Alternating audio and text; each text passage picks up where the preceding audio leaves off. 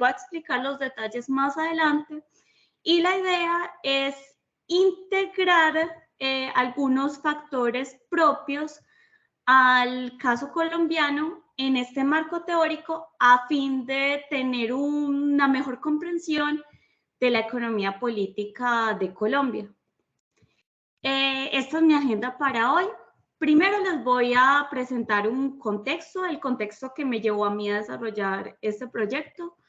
Luego les voy a explicar diferentes enfoques de economía política. Ya luego voy a entrar más en detalle con el enfoque neorrealista de cambio institucional. Y finalmente les voy a explicar cómo a este enfoque se le pueden integrar factores propios al caso colombiano.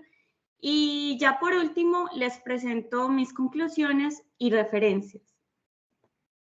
Bueno, primero el contexto. Yo empecé a pensar en este proyecto de doctorado en el 2020. Y para ese entonces, bueno, en un contexto donde estaba empezando la pandemia, yo empecé como, bueno, también por el proyecto de maestría que tenía anteriormente, empecé como a examinar el régimen de acumulación que ha tenido Colombia durante estos últimos 20 años. Y bueno, yo me cuestionaba mucho de que este es un régimen de acumulación que está muy caracterizado por la acumulación del exterior, es decir, por el aumento de la inversión extranjera directa y sobre todo en el sector del petróleo. Y bueno, digamos que a mí me cuestionaba un poco de cómo un régimen de acumulación con estas características pudo estar presente durante tanto tiempo, porque bueno, concentrarse tanto en la inversión extranjera y sobre todo en el sector del petróleo no es algo tan positivo. Por ejemplo, si vemos acá, no sé si ustedes logran ver bien ahí, me disculpo por esto, pero bueno, la idea es como mostrar de que el sector petrolero estaba estabilizando toda la balanza comercial. Bueno, ustedes en azul pueden ver la balanza comercial sin el sector del petróleo y en gris incluye el sector del petróleo. Y también acá ustedes pueden ver cómo el sector de minas y petróleo iba creciendo, mientras que al mismo tiempo se iba dando un proceso de desindustrialización. Y bueno, ¿por qué? Porque toda la inversión extranjera directa que entró, todos los capitales extranjeros, pues esto generó una apreciación de nuestra moneda que iba favoreciendo más las importaciones y mucho menos la producción local, lo que produjo un proceso de desindustrialización. Y bueno, el otro factor negativo de depender tanto de este sector petrolero y minero es que este sector no es muy intensivo en mano de obra. Y bueno, aparte de eso, también hace unos 20 años se implementó una reforma laboral. Entonces, bueno, a mí me inquieta cómo es que un régimen de acumulación de estas características hubiera permanecido por tanto tiempo y cómo es que, a diferencia de otros países de Latinoamérica, en Colombia no había habido una movilización social como en Chile, como en Argentina, como en otros países de Latinoamérica. Bueno, la hubo en el 2019, pero esta fue un poco interrumpida por la pandemia. Pero antes de 2019 no había una movilización que reuniera tantos grupos sociales, que durara tanto tiempo. Y bueno, ya luego bueno, otra cosa también que me interesa mucho de este régimen de acumulación es que también me interesa investigar la influencia que tienen algunos factores propios de nuestro caso colombiano, que es el conflicto armado y el narcotráfico. Quería mirar si esto tiene alguna relación con esta concentración del petróleo. Y bueno, ya luego llegó el estallido social del 28 de abril del 2021 Y ya aquí me interesé por investigar en qué medida este estallido social tenía que ver con la inestabilidad de este régimen de acumulación que vengo de describir.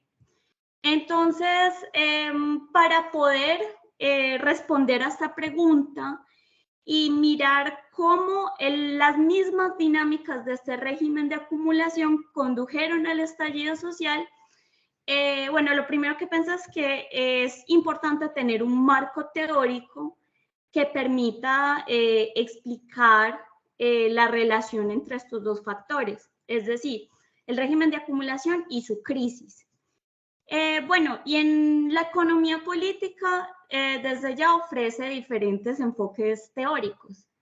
El primero, y es el que es más conocido, es el enfoque neoinstitucionalista, desarrollado, por ejemplo, por autores que son muy conocidos y muy citados en economía, como Daron Acemoglu. Este enfoque lo que dice es que las instituciones son las reglas, los incentivos o las restricciones al comportamiento humano, y que estas instituciones surgen, son el resultado de un juego donde cada individuo maximiza su utilidad. Es así que la teoría de juegos para este enfoque resulta siendo una herramienta muy importante, y esta teoría lo que postula es que las instituciones y la calidad de las instituciones va a determinar el desempeño económico. El problema con este enfoque es que al utilizar la teoría de juegos y al tener la suposición de individuos que maximizan su utilidad, pues este enfoque está dejando de lado toda la estructura social y también cómo las contradicciones en la acumulación de capital generan unas ciertas crisis. Y bueno, y en este sentido, la construcción de las instituciones debería estar afectada también por esta estructura social que es conflictiva y estas tendencias a las crisis. Si bien en este enfoque, autores como Daron Acemoglu reconocen la posibilidad de que una élite acapare el poder político, pues dentro de este enfoque no está claro cuáles son los mecanismos que hacen que esta élite acapare ese poder político. Y al mismo tiempo también este enfoque desconoce la importancia de las revoluciones y de la resistencia social, porque muchas veces en la resistencia social podemos ver otras alternativas, y también en la resistencia social vemos que se pueden acumular tensiones que tarde o temprano estallen y impulsen a un cambio. Al mismo tiempo, el otro problema de este enfoque es que cae en el determinismo económico, en decir de que la calidad de las instituciones determina el desempeño económico. Es decir, según este enfoque, las buenas instituciones son aquellas donde los derechos de propiedad se garantizan para la mayoría de los individuos de una sociedad, y por tanto, pues estos están motivados a invertir. Por el contrario, las instituciones malas o las instituciones extractivas son aquellas donde una élite acapara todo el poder, y esta élite solo va a garantizar derechos de propiedad para ellos, mientras que los demás individuos sufren un riesgo de expropiación. Entonces los demás individuos pues no van a tener incentivos para invertir. Pero esta caracterización de las instituciones como buenas o malas no tiene en cuenta las contradicciones que genera la acumulación de capital, porque incluso si consideramos que hay buenas instituciones que están incentivando la inversión, pues siempre en la sociedad va a haber un grupo social o algunos individuos que van a pensar que no están teniendo tantos beneficios como otras personas, como otros grupos. Y entonces estos individuos pueden organizarse para impulsar un cambio en las instituciones. Este enfoque fue aplicado para explicar la economía política de Colombia por Leopoldo Ferguson. Y él llegó a la conclusión de que la economía política del país estaba siendo caracterizada por un Estado débil y por el conflicto armado. Si bien esto es cierto, el problema es que Ferguson define al Estado débil como la baja oferta de bienes públicos. Pero si se tiene en cuenta este conflicto social y las tendencias a la crisis de la acumulación de capital, pues sería muy simplista reducir el rol del Estado a la oferta de bienes públicos. El Estado tiene un papel más importante en determinar un régimen de acumulación, en determinar las reglas de la economía, en estructurar este conflicto social, etcétera. Y el otro problema es que Ferguson también se refiere a una frase muy conocida en el país que dice que la economía va bien, pero al país le va mal. Y bueno, esto tiene un problema con la definición de las instituciones propuesta por el enfoque neoinstitucionalista, porque entonces estaríamos hablando de un buen desempeño económico, pero de unas instituciones extractivas. Entonces aquí hay una contradicción y esto muestra el peligro de definir a las instituciones, de definir el desempeño económico según la calidad de las instituciones. Para de alguna manera superar estas limitaciones, existe también la teoría de la regulación. La teoría de la regulación, en lugar de partir de individuos que maximizan su utilidad y de la teoría de juegos, la teoría de la regulación estudia las contradicciones del capitalismo y cómo éstas generan conflicto social. Lo que postula la teoría de la regulación es que este conflicto social y esta tendencia a las crisis que viene de las contradicciones del capitalismo debe ser regulada a fin de garantizar la acumulación de capital. Sin embargo, esta forma de regulación que va a garantizar una forma de acumulación de capital, tarde o temprano va a generar un conflicto social y nuevamente va a ser necesario otra forma de regular este conflicto y garantizar la acumulación de capital. Es así que la teoría de la regulación va a estudiar el surgimiento y las crisis de diferentes formas de acumulación de capital. El problema con esta teoría es que nuevamente vuelve a poner lo económico como lo central, porque dice que el conflicto social se tiene que regular para garantizar la acumulación de capital. Y es así como este enfoque termina por subordinar la estabilidad política a la estabilidad económica. Pero vemos que esto es muy problemático en el caso de Colombia. Entonces, por esto, consideré que el enfoque neorrealista de cambio institucional es un enfoque muy adecuado para estudiar la situación de Colombia porque no pone a la economía como el último factor determinante, sino que pone también a la estructura social y a la estructura política al mismo nivel de análisis que el campo económico. Más en detalle, el enfoque neorrealista de cambio institucional propuesto por Bruno Amable y Stefano Palombarini.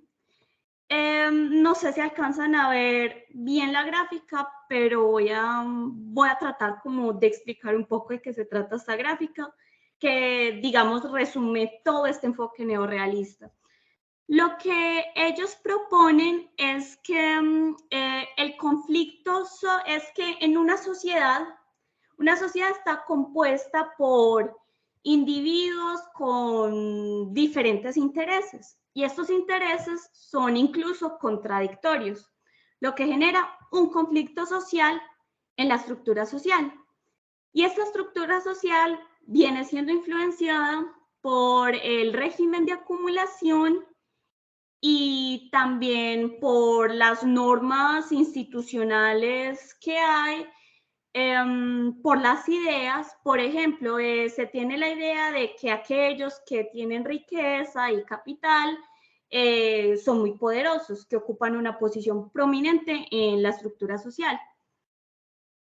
Para solucionar este conflicto social, pues esto se hace en el terreno político, en el campo político, donde los actores políticos, es decir, aquellos que toman decisiones en una sociedad, van a tener en cuenta aquellos actores dentro de la estructura social, aquellos grupos dentro de esa estructura social que tienen la capacidad de proveer apoyo político. Y aquí es importante mencionar que esta capacidad de proveer apoyo político no solamente está determinada por el nivel de riqueza o el nivel de capital, sino también por ejemplo, la capacidad de organizarse. Porque, digamos, los trabajadores, pues ellos no tienen mucha riqueza, mucho capital, pero si logran organizarse, ellos pueden hacer presión política mediante huelgas, paros, protestas, etc. Entonces, para que los actores políticos puedan mediar en estos intereses tan contradictorios que existen dentro de la estructura social, los actores políticos van por lo menos a lanzar una estrategia de mediación donde ellos van a responder a los intereses, a las demandas de los grupos sociales que ellos consideran dominantes, es decir, los grupos sociales que ellos consideran que son los más importantes para proveer este apoyo político. Y para satisfacer sus intereses, lo que hacen los actores políticos es diseñar unas instituciones que van a favorecer los intereses de estos grupos sociales dominantes. Y a través del diseño de las instituciones, los actores políticos van a agregar a todos estos grupos sociales dominantes en un bloque social dominante. Y es así como las instituciones, en el enfoque neorrealista, son consideradas como el resultado de un compromiso sociopolítico sobre las normas, las restricciones o los incentivos. Es un resultado de un compromiso sociopolítico porque las instituciones van a satisfacer los intereses de un bloque social dominante y a cambio este bloque social dominante va a proveer apoyo político. Esta situación donde existe un bloque social dominante se conoce como un equilibrio político. Pero esta noción de equilibrio no significa la ausencia de cambio. De hecho, puede pasar algo en la economía, por ejemplo, una recesión económica, puede pasar algo en la política, un cambio en una norma, o puede pasar algo en la estructura social que cambien los intereses de algunos que integran este bloque social dominante. Y entonces, en ese caso, las instituciones prevalecientes no estarían satisfaciendo los intereses de este bloque social dominante. Por lo que, bueno, este caso donde las instituciones no están satisfaciendo los intereses de un bloque social dominante se conoce como una crisis política. Y en este caso, los actores políticos tienen que cambiar las instituciones, ya sea para establecer el antiguo bloque social dominante o para agregar uno nuevo.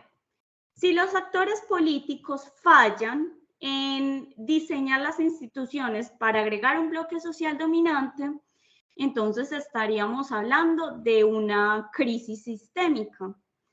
Y esta crisis sistémica está caracterizada por un periodo donde los actores políticos están cambiando las instituciones todo el tiempo con la esperanza de encontrar ese apoyo político. Y también este es un periodo donde el conflicto social se intensifica porque cada grupo social va a querer presentar sus intereses como los intereses generales de toda la sociedad. Es muy importante mencionar acá que no necesariamente una crisis económica va a desencadenar una crisis política o una crisis sistémica. Esto solo va a suceder si esta crisis económica va a cambiar los intereses del bloque social dominante, de manera que las instituciones prevalecientes pues ya no estén satisfaciendo los intereses de este bloque social dominante. Pero si la crisis económica no logra cambiar ni la esfera política ni la estructura social, pues no va a pasar nada. El problema con el enfoque neorrealista de cambio institucional es que, bueno, es un enfoque que fue diseñado y fue pensado para países de Europa Occidental como Italia, Alemania o Francia, países que son muy diferentes a Colombia. Porque, bueno, primero que todo, Colombia, que está, digamos, en un grupo de países que se llaman periféricos, pues son países que están a la periferia de la acumulación de capital. Lo contrario a Francia, Alemania o Italia, que están en todo el centro de la acumulación de capital. Es decir, yo aquí utilizo la teoría de la dependencia, y la teoría de la dependencia lo que nos dice es que los países periféricos, desde el momento de su colonización, fueron integrados a la economía mundial como proveedores de materia prima y trabajo barato, al mismo tiempo que estos eran el mercado para los productos manufacturados de los países industriales. Y esta situación generó una dependencia económica, porque entonces los países periféricos dependen de la producción que se dé en los países industrializados y dependen de los ingresos que ellos reciban por las exportaciones de materia prima y su trabajo barato. Al mismo tiempo, la integración de los países periféricos en la economía mundial pues hizo que algunas relaciones de producción se transformaran en relaciones de producción capitalistas, mientras que otras relaciones de producción pues no decidieron hacer esta transformación y quedaron siendo relaciones de producción no capitalistas. Y esto generó una heterogeneidad social estructural que ya más adelante les voy a explicar qué implica esto. Pero al mismo tiempo, este modo de integración internacional pues va a tener unos efectos en la estructura social y también en la estructura política. Es decir, para entender la economía política de Colombia, es necesario mirar también cómo se acumula el capital de manera global y mirar cómo los países periféricos, por ejemplo Colombia, se integran a estos circuitos de circulación y acumulación de capital. Y también cómo esta integración a la economía mundial produce unos efectos en la economía interna, de manera que estos también afectan a la estructura social del país, porque hay unos agentes, unos grupos sociales que se están beneficiando de esta acumulación de capital externo. Y al mismo tiempo, pues estos agentes internos que se benefician de esto, pues van a también hacer una presión política para que se incluyan en las instituciones normas, incentivos y restricciones que sean favorables a un cierto tipo de integración internacional. Aquí en esta gráfica podemos ver cómo el enfoque de la teoría de la dependencia puede ser integrado al enfoque neorrealista. Y aquí vemos que esta situación de dependencia económica que viven los países periféricos no es tanto una imposición, sino que esta situación de dependencia viene más bien de una relación social entre los actores externos que promueven una cierta integración internacional y los actores internos que se benefician de esta interacción, pero también de actores internos que se oponen a cierta integración. Y bueno, ya dependiendo de su peso político, pues ya se va a tomar una estrategia política o unas instituciones que favorezcan una cierta integración internacional. Pero para mirar detenidamente cómo esta situación de dependencia económica va a afectar la formación de las instituciones, va a ser muy importante mirar la relación que existe entre la estructura social y los actores políticos. Como lo mencioné anteriormente, tenemos la heterogeneidad social estructural, que significa la convivencia entre formas de producción y relaciones de producción capitalistas y no capitalistas. Y esto lo que va a producir, junto con la dependencia económica, es una sociedad civil débil, una hegemonía limitada y una fortaleza de los intereses del capital extranjero. Es decir, una sociedad civil débil porque esta heterogeneidad social estructural hace que la convivencia entre las fracciones subordinadas de la relación de capital y las fracciones no capitalistas pues tengan intereses muy diferentes y que sea muy difícil para estos grupos organizarse y tener un proyecto político en común. Incluso si estos grupos logran hacerlo, pues estos grupos van a tener una base material muy débil para disputar la hegemonía, mientras que los intereses ligados a la acumulación de capital externa sí tienen una base material muy sólida. Y hablamos de una hegemonía limitada porque como se depende de la acumulación de capital del exterior, los actores políticos pues no van a tener la autonomía de darle concesiones materiales a los grupos subordinados para incluirlos en el bloque hegemónico. Y bueno, debido a que la acumulación de capital se da del exterior y esta tiene una base material muy sólida, muy fuerte, pues las instituciones van a tener que favorecer los intereses del capital extranjero. El problema es que si las instituciones solo van a favorecer estos intereses, pues van a dejar a muchos intereses de la sociedad por fuera. Entonces aquí no podríamos decir que las instituciones resultan de un compromiso sociopolítico, porque dejaron a muchos grupos sociales por fuera. Y como muchos grupos sociales fueron dejados por fuera, pues estos pueden no aceptar las instituciones. Entonces, es muy común que en los países periféricos los actores políticos recurran a relaciones clientelistas o a la fuerza, a la violencia, para obligar la aceptación de estas instituciones. Esto lo vemos, por ejemplo, con las dictaduras. En Colombia está el hecho de que las instituciones no resulten de un compromiso sociopolítico, una situación que yo describo como debilidad institucional, va a tener unos efectos muy particulares.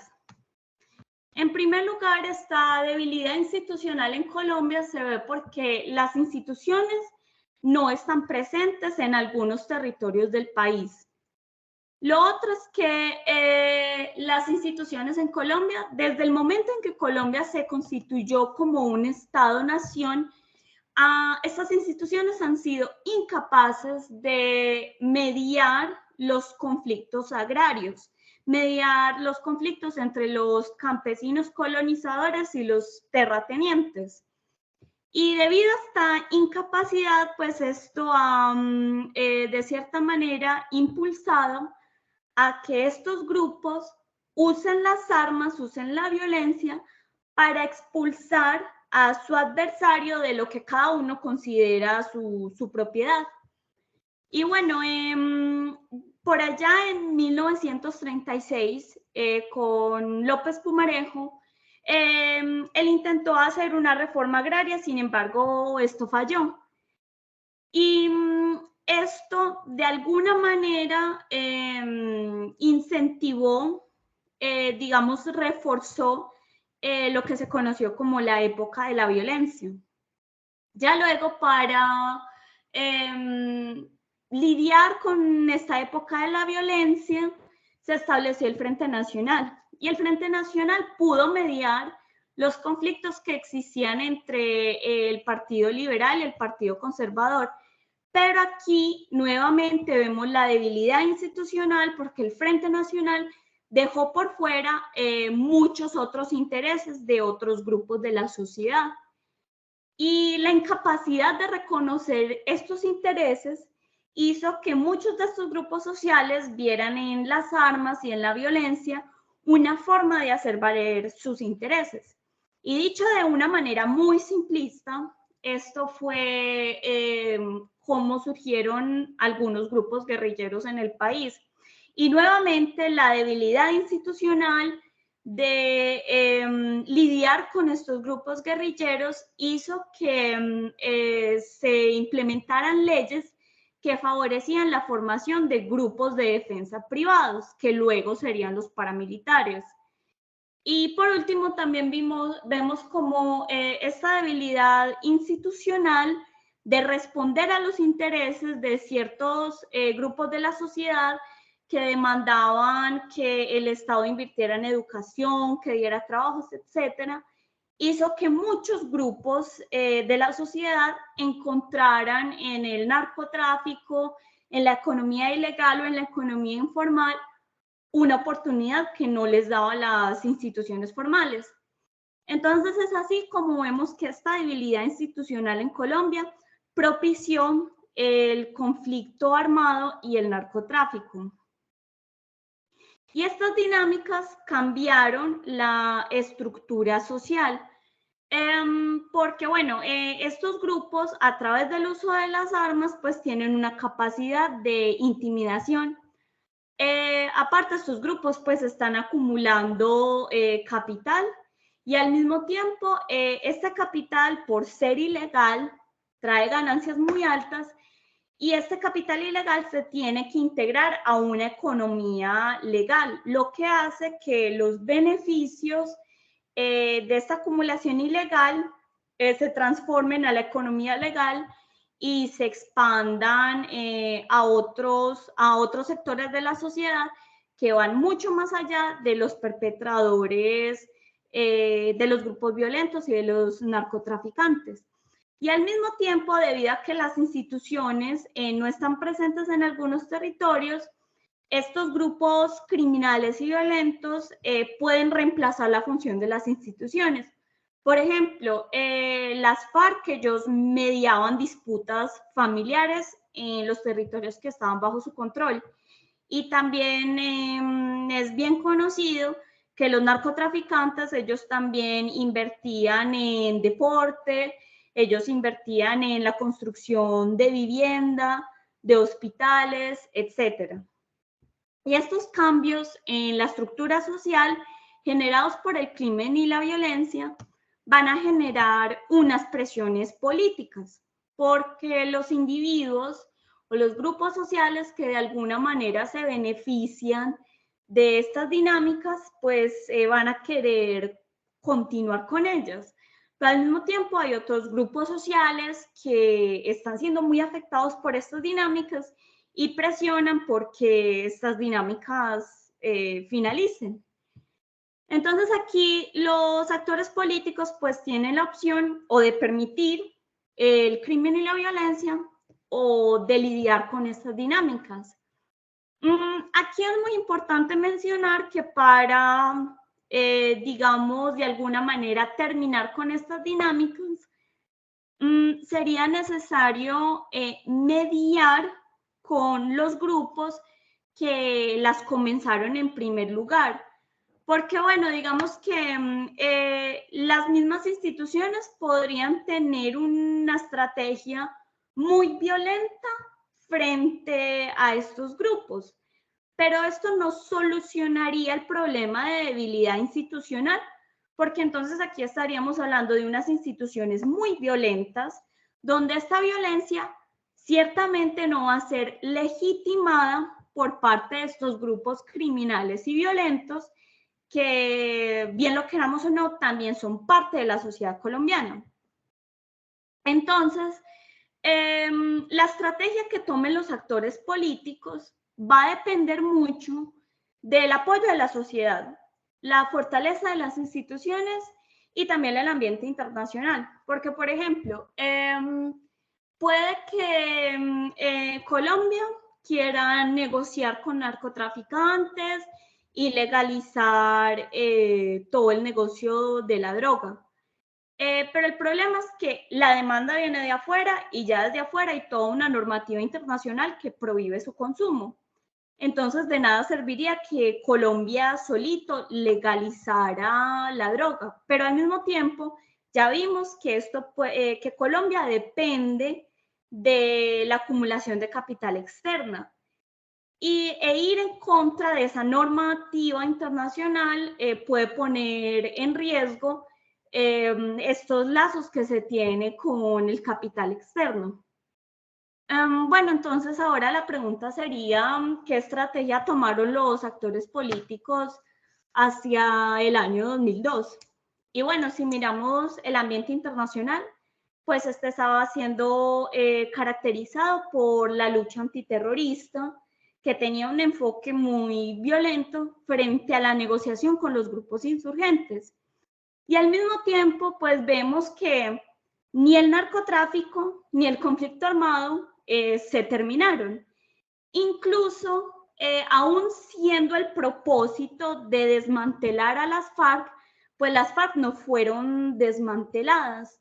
Entonces, de alguna manera podríamos decir que en este momento se adoptó más bien una actitud permisiva frente a las dinámicas criminales y violentas. El problema es que, bueno, si los actores políticos quieren favorecer los intereses de estos grupos criminales y violentos, pues ellos los van a tener que de alguna manera integrar a las instituciones. Pero ¿cómo integrar estas dinámicas a las instituciones? Porque si en las instituciones, que son, digamos, las normas, se incluye la regulación hacia el crimen y la violencia, pues el crimen y la violencia terminarían siendo legales. Y esto significa un problema moral, pero también un problema económico, porque estas dinámicas tienen unas ganancias extraordinarias y bueno, si se legalizan, pues estas ganancias se pierden. Entonces, la solución que encontraron pues los actores políticos fue permitir unas parainstituciones. Este concepto de parainstituciones viene de dos autores, Germán Palacio y Fernando Rojas, y estas parainstituciones significa que los actores políticos van a permitir que los grupos criminales y violentos establezcan sus propias instituciones, es decir, sus parainstituciones, para organizar sus actividades y también para lidiar con el conflicto social que no fue resuelto por las instituciones formales. Y es así como estas parainstituciones de alguna manera satisfacen los intereses de estos grupos criminales y violentos, y a cambio estos grupos criminales y violentos dan apoyo a los actores políticos. Pero tenemos que recordar que estas parainstituciones surgen de una debilidad institucional, lo que hace que estas parainstituciones no puedan reemplazar a las instituciones. Y bueno, también porque estos actores criminales y violentos no cuentan con la legitimidad social, pues ellos también tendrían muchas dificultades en hacer que sus parainstituciones sean las instituciones formales. Aquí en esta gráfica pueden ver cómo se integran los factores específicos del caso colombiano al enfoque neorrealista. Los factores del caso colombiano están representados en rojo.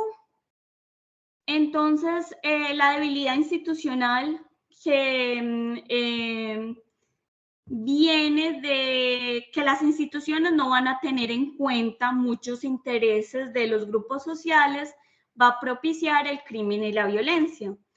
El crimen y la violencia van a tener unos efectos en la economía y en la sociedad que van a generar unas presiones políticas. Y ante estas presiones políticas, pues no es tan fácil que los actores políticos incluyan estas dinámicas en sus instituciones, sino que los actores políticos van más bien a permitir unas parainstituciones para que estos actores criminales y violentos organicen sus actividades, establezcan sus propias reglas y aparte estas parainstituciones van a apoyar a las instituciones en establecer las normas sobre la economía, la estructura social y la política. Y bueno, y aquí las parainstituciones resultan siendo muy útiles para proveer una estabilidad política, porque todo conflicto social que no sea resuelto por las instituciones va a ser resuelto por las parainstituciones. Por ejemplo, los actores políticos dentro, digamos, de esta esfera formal, ellos pueden elegir solo responder a los intereses de un grupo, de un bloque social dominante muy estrecho. Y bueno, en este caso habría una gran oposición de la mayor parte de la sociedad hacia estas instituciones, pero esta oposición puede ser, digamos, lidiada de una manera muy violenta por las parainstituciones. Al mismo tiempo, las oportunidades que no proveen las instituciones formales, pues la gente va a encontrar unas oportunidades, ya sea en el narcotráfico, en la economía ilegal o en la economía informal. Entonces aquí vemos cómo estas parainstituciones ayudan a mantener una estabilidad política y hacen que un bloque social dominante estrecho sea posible, lo que es muy diferente al enfoque neorrealista de base, porque un bloque social dominante muy estrecho va inmediatamente a ocasionar una crisis política y una crisis sistémica, porque va a haber mucha oposición de la sociedad y los actores políticos van a tener que escuchar a esta oposición y hacer algo para satisfacer sus intereses. Pero la existencia de estas parainstituciones no significa que siempre vaya a haber un equilibrio político. Por el contrario, nuevamente puede pasar algo en la esfera económica, social o política que cambie los intereses del bloque social dominante de manera que las instituciones prevalecientes no estén satisfaciendo los intereses de este bloque social dominante. Entonces, en este caso, los actores políticos tendrían que cambiar las instituciones. Y este cambio en las instituciones puede poner en riesgo el lazo que se tiene con las parainstituciones. Es decir, que en este cambio institucional, las instituciones pueden ser reforzadas de manera de lidiar con las dinámicas del narcotráfico y de la violencia, pero también estas instituciones pueden ser reforzadas para responder los intereses de muchos grupos sociales. Y bueno, ya para concluir, en este trabajo yo trato de hacer una primera adaptación teórica del enfoque neorrealista a un país periférico latinoamericano como lo es Colombia. En esta extensión teórica vimos por qué un estallido social en Colombia no ocurrió antes. Y es que si bien antes había una oposición hacia las instituciones que habían, por ejemplo, los sindicatos se opusieron a la reforma laboral, muchos líderes ambientalistas también se opusieron a este paquete de reformas neoliberales, a la entrada de multinacionales extractivas. Pues esta oposición era lidiada de una manera muy violenta por unos grupos ilegales. Y por último, en este trabajo podemos ver la versatilidad del enfoque neorrealista en adaptarse a situaciones muy específicas, por lo que este enfoque neorrealista podría ser utilizado para estudiar un otro caso muy particular e incluso podría ser útil para hacer un análisis comparativo, lo cual puede ser objeto de futuras investigaciones. Bueno, ya con esto finalizo y por último les presento algunas de mis referencias. Les agradezco mucho por su atención y quedo atenta a sus comentarios y preguntas. Muchas gracias. Muchas gracias, Manuela. Vamos a dar un espacio para la sesión de preguntas, comentarios por aquí en el auditorio.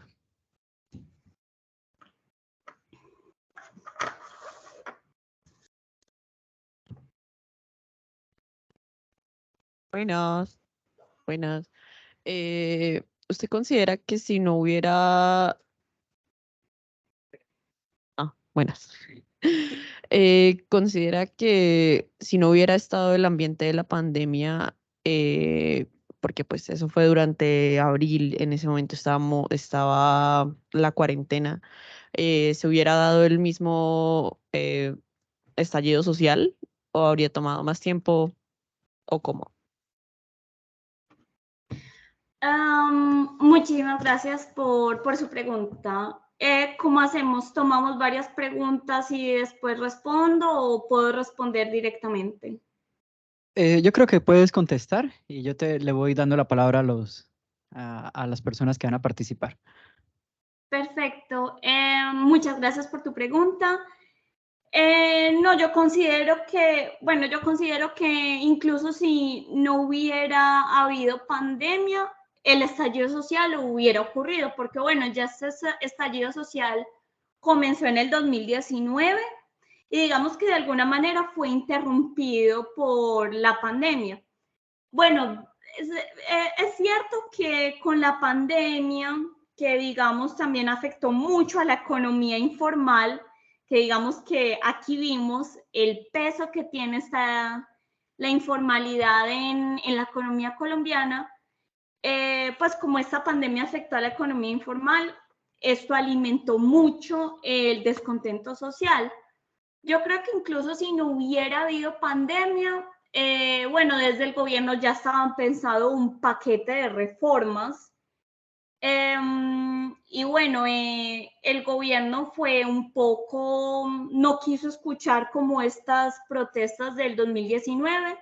Creo que incluso sin pandemia, quizá el gobierno se hubiera puesto en práctica las reformas que dijo que iba a poner, esto igual hubiera alimentado el estallido social.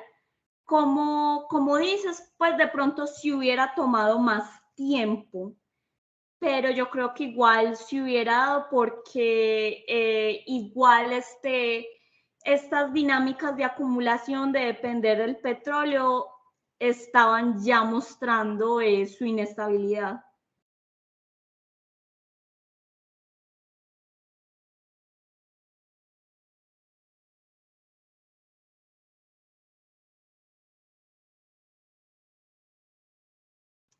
No sé si eso responde tu pregunta.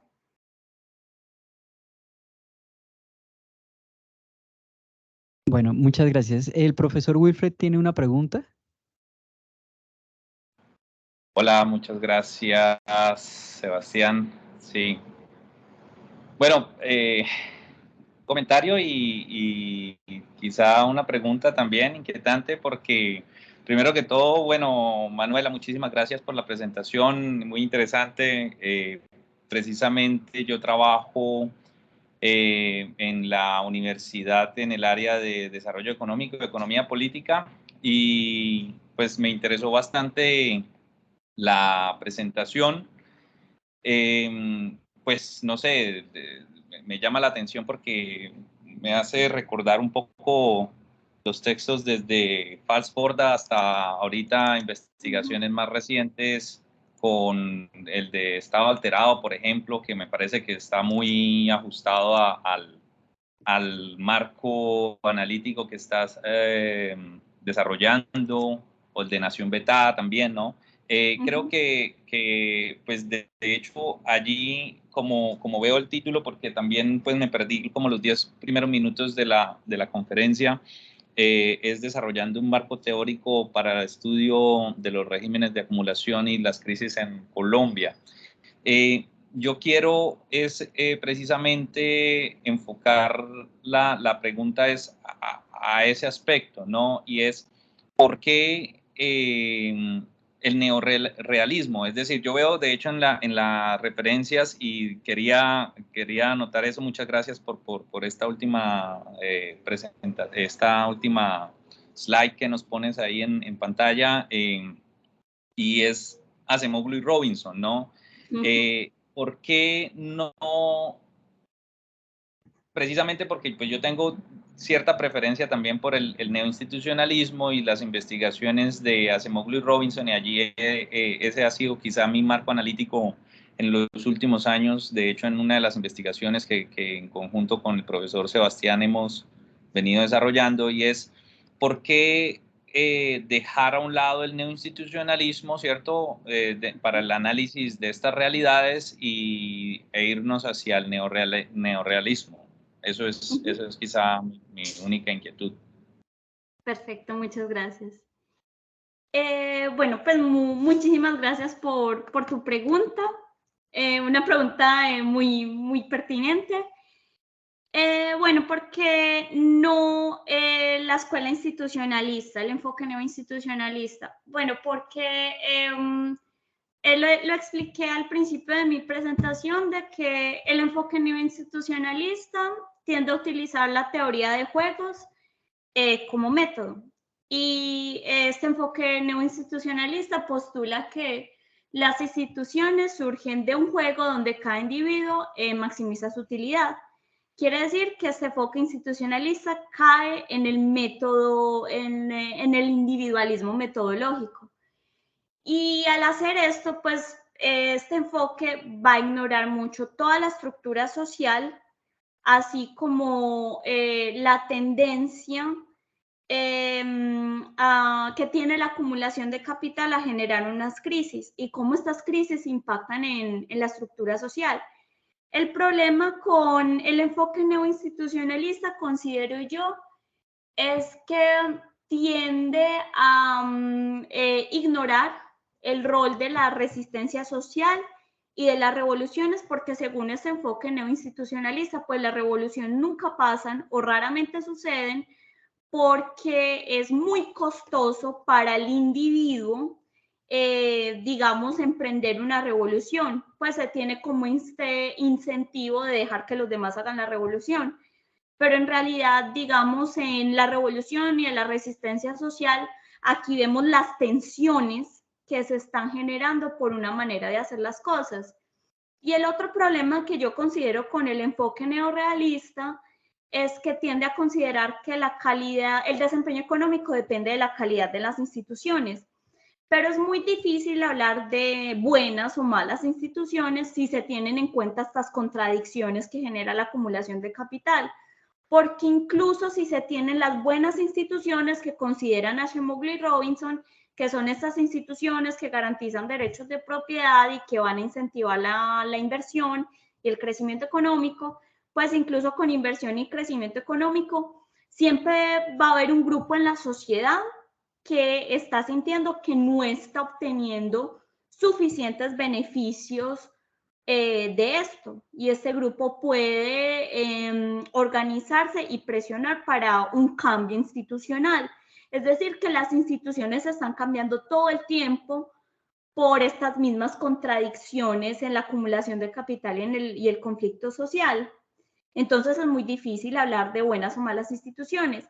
Y también yo aquí hice referencia a los trabajos de Leopoldo Ferguson, que él aplica mucho este enfoque neoinstitucionalista para explicar la economía política de Colombia. Y bueno, si bien él llega a unas conclusiones acertadas, no estoy de acuerdo con otras conclusiones donde él dice que sí, Colombia está caracterizado por un estado débil, pero este estado débil se define como la baja oferta de bienes públicos, pero el Estado tiene unas funciones mucho más amplias que solo proveer bienes públicos. Y al mismo tiempo, pues, él mismo reconoce que Colombia tiene una economía más o menos estable, a diferencia de otros países de la región, pero tiene unas instituciones extractivas, y esto estaría contradiciendo lo que dice el enfoque no institucionalista de que el desempeño económico depende de la calidad de las instituciones.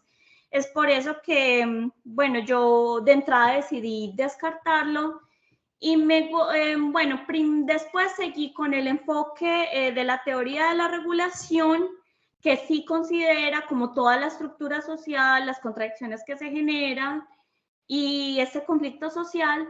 Pero el problema con la teoría de la regulación es que vuelve a decir que la estabilidad política depende de la estabilidad económica. Y eso para Colombia es muy problemático. Y lo que me gustó del enfoque neorrealista es que no pone a la economía como el fin último y no propone que la política sea una consecuencia de la economía, sino que pone tanto a la economía, la política y la estructura social en el mismo nivel.